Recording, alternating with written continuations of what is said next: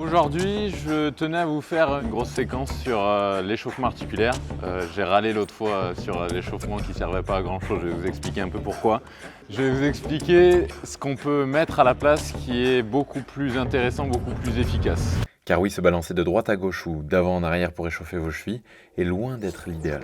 Parce qu'en réalité, lorsqu'on fait ces mouvements, c'est le poids du corps et la gravité qui mobilisent passivement l'articulation. Et même s'il y a du mouvement dans vos chevilles, ce qui permet de sécréter du liquide synovial, certes, ce n'est pas suffisant. En effet, un échauffement a pour but d'augmenter la sécrétion du liquide intra-articulaire, mais aussi d'augmenter la température du corps, d'augmenter progressivement la tension que subissent les tissus et de réveiller le système nerveux. Et tout ça, on ne peut que l'obtenir quand on mobilise activement nos articulations, quand on contracte nos muscles. Donc par exemple, si je prends le cas de la hanche, il y a une grosse différence entre ça et ça. D'un côté, on pourrait croire que je mobilise activement et que c'est même d'ailleurs de la mobilité. Eh bien, pas du tout. Il ne faut pas se laisser tromper par le mouvement actif, oui, mais qui est en fait au niveau des lombaires et non de la hanche. Et si échauffer la hanche est notre objectif, poser la jambe sur une chaise pour faire croire que ça travaille la hanche parce que ça tire ne va pas vraiment nous aider. En revanche, il suffit de pas grand chose pour faire toute la différence. La conscience de contracter nos ischio-jambiers lors de l'ensemble du mouvement permet de passer d'une mobilisation passive à active. Et ce qui est difficile, c'est que c'est très subtil. Enfin, du moins de l'extérieur. Et si ça reste invisible pour la plupart des gens, avec un peu d'entraînement, on peut faire la différence entre passif et actif. Bien plus efficace pour échauffer. Par exemple, pour prendre le cas du muscle psoas, sur un mouvement que l'on voit beaucoup, on peut se laisser tracter d'avant en arrière avec respectivement l'ischio et le quadriceps de la jambe avant, sans qu'il n'y ait aucune contraction musculaire au niveau de la hanche qu'on veut échauffer. Ou on peut avoir conscience de ces principes et volontairement contracter le psoas pour aller en arrière et le fessier pour aller en avant. On peut même venir contracter tous les muscles des membres inférieurs et se servir de la co-contraction, c'est-à-dire de la contraction simultanée des agonistes et des antagonistes, par exemple quadriceps et ischio-jambiers. Et bingo, on fait les deux hanches en même temps. 2 fois plus efficace sans rien modifier, donc 2 fois moins de temps pour s'échauffer.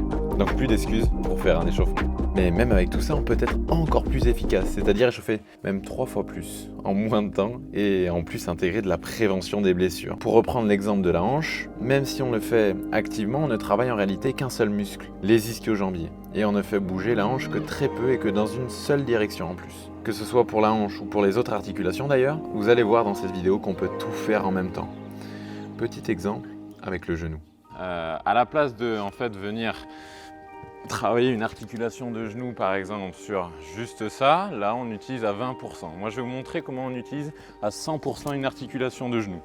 Le genou il fait quoi comme mouvement? Il va faire flexion, extension et il a aussi des rotations internes et externes.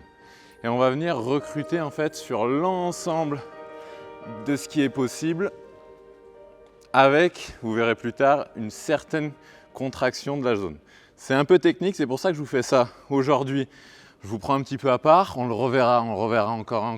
Aujourd'hui, je vous montre un truc, ça peut s'appeler morning routine, donc ce qu'on fait le matin pour se réveiller les articulations, ça peut s'appeler échauffement de match et ça peut s'appeler aussi CARS, rotation articulaire contrôlée de l'ensemble des articulations. Je vous passe un peu les orteils, on va attaquer tout simple sur les chevilles. On va faire 2-3 fois, je vais vous expliquer un peu comment ça se passe. Alors, trêve de blabla. On va venir mettre l'avant-bras comme ça. Ok, on va bloquer le genou. Là, on vient attraper l'autre avant-bras et on vient se mettre sur la crête tibiale. Là, je isole la cheville. Ok, donc je vais chercher à ne pas bouger en fait avec ma crête tibiale. Là, je bouge avec ma crête tibiale, donc le tibia. Moi, ce que je veux, c'est que ça reste fixe et que ce soit que la cheville qui vienne créer un cercle le plus grand possible. C'est-à-dire que là, j'essaye d'aller sur les côtés, j'essaye d'aller en bas fort le plus que je peux. Je reviens sur le côté en inversion, éversion, ça s'appelle ça, flexion, plantaire, etc. Donc ça, c'est un CARS de cheville. Le level 2, c'est quand on a saisi un peu comment ça se passe, okay, on vient commencer à mettre de l'intensité. Ça veut dire qu'on force avec le mollet et avec tous les muscles autour du pied et dans le pied. C'est-à-dire qu'on vient faire exactement le même mouvement, sauf que là, on augmente l'intensité. On arrive, allez, je viens forcer fort. Vous voyez ma tronche, normalement, c'est pas la même chose. On augmente l'intensité. Ok, Ça va? La même chose, on passe sur l'autre cheville, on peut le faire dans un sens, dans l'autre.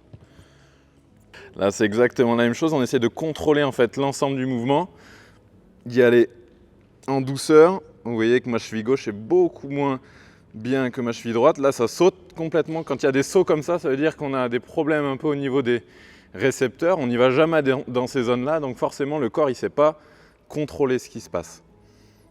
Voilà, ça va. Ça peut être bien en fait de ressentir un peu les différences droite-gauche. Ça nous donne pas mal d'infos. Deuxième rotation articulaire contrôlée. Je vous ai déjà un petit peu montré sur le genou. Donc là, on vient attraper avec ses mains. On peut venir comme ça, comme ça. Ça, c'est l'idéal. S'il y en a qui ont besoin, ça peut être un peu moins proche de soi, en fonction de la mobilité de chacun. Mon lord, oui, c'est bien. T'es ambitieux, mon lord, à le prendre comme ça. Alors là, le but, c'est qu'on mette un maximum de tension dans les tissus. Ça veut dire que mes mains, elles ne sont pas juste là, en fait, pour s'attraper l'une de l'autre. Mes mains, elles attrapent, elles serrent. Mon avant-bras, il est contracté, mon biceps est contracté, mes pecs sont contractés, et j'arrive à créer une tension vraiment énorme, en fait, dans tout mon corps. C'est ça, en fait, qui fait vraiment la différence. Et après, on vient créer une rotation externe. On va le découper en un peu plus, ce CARS, créer une rotation interne. Est-ce que tout le monde y arrive, ça, déjà?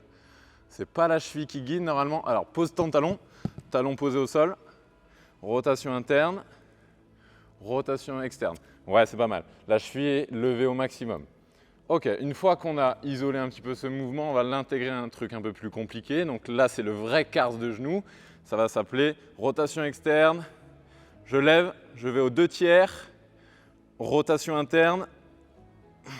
Et j'essaye d'augmenter durant la flexion la rotation interne. Vous voyez, là, je fais une rotation externe. J'essaye de pousser encore plus sur le côté au fur et à mesure que je tends ma jambe. Rotation interne.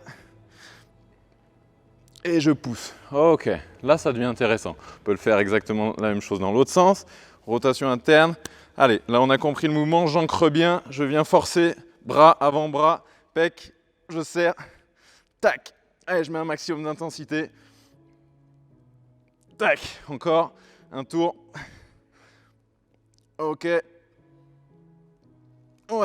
on relâche.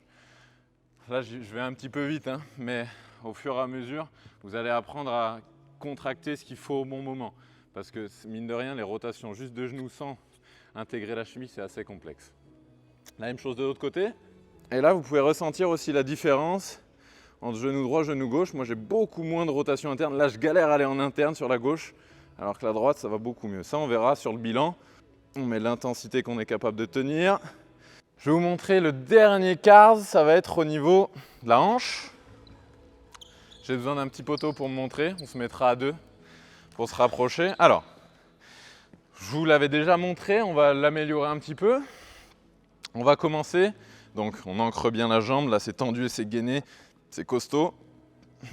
On vient monter en rotation externe. Ça, c'est la rotation externe de hanche. Moi, je pars d'en bas. Au fur et à mesure que je monte, j'essaye que mon pied aille le plus haut possible. Ok ? Une fois que je suis au max, je dérote, je vais sur le côté, rotation interne de hanche, attention à ne pas trop travailler avec le bassin, je reste à ma fin d'amplitude. Le bassin, normalement, il doit tracer une ligne là, qui ne bouge pas. Là, tu as vu Loïc, tu as tendance à... Tu as moins que ça. Et si, il faut que je t'essaye. Donc, rotation externe. Là, je viens ouvrir. Moi, si je suis dans ma vraie amplitude, si je ne veux pas compenser, je suis obligé de beaucoup baisser le genou. Tac, là, je suis à mon max au niveau de la hanche, par exemple. Ok ? Je vais en extension un petit peu, légèrement, et je redescends. Ça, c'est que la moitié du CARS. Je repars ici, jambes, genoux fléchis, et extension, je monte sur le côté. Là, c'est mon max. Rotation, je tourne. J'essaye de garder le genou le plus haut possible pendant que je reviens. J'amène la rotation externe et je redescends. Ok, vas-y un mot. Ça, c'est plus compliqué. Une fois qu'on a maîtrisé un petit peu, on peut mettre le level 2 en place. Ça veut dire que là, on commence à contracter très fort la fesse, très fort l'iliopsoas, le quadri, et créer en fait une tension énorme au niveau des tissus.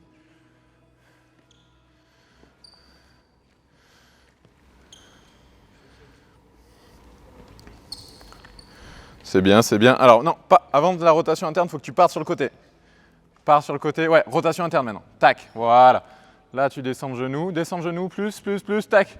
Pars un peu en extension et redescends. Très bien. On peut faire de l'autre côté. Donc la même chose, un rythme normal. Il faudrait se tenir normalement, mais tac. Allez, je mets de l'intensité. Fessier fort, tac. Je reviens sur le côté, rotation. Je viens devant et rotation externe. Ouf. Et je relâche. Le but, c'est que ça se joue qu'au niveau de la hanche. C'est assez dur. Moi, j'ai mis peut-être 1 mois ou 2 mois à comprendre que là, je commençais à compenser ou je ne compensais pas.